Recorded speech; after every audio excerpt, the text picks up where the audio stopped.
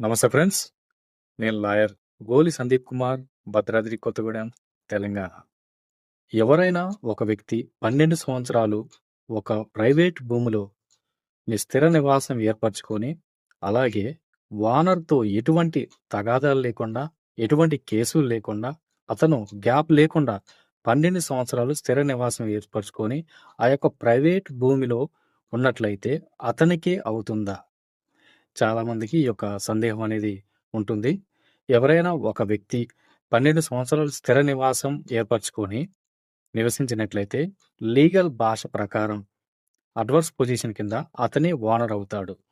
అలాగే ప్రభుత్వ భూమిలో అసైన్మెంట్ ల్యాండ్, ఈ యొక్క ల్యాండ్‌లో 30 సంవత్సరాలు స్థిర నివాసం ఏర్పరచుకొని ఆ యొక్క భూమిలో ఉన్నట్లయితే ఎవరైతే స్థిర నివాసం ఏర్పరచుకొని ఉన్నారో వారే ఈ యొక్క అడ్వర్స్ పొజిషన్ కింద ఓనర్ అవుతారు.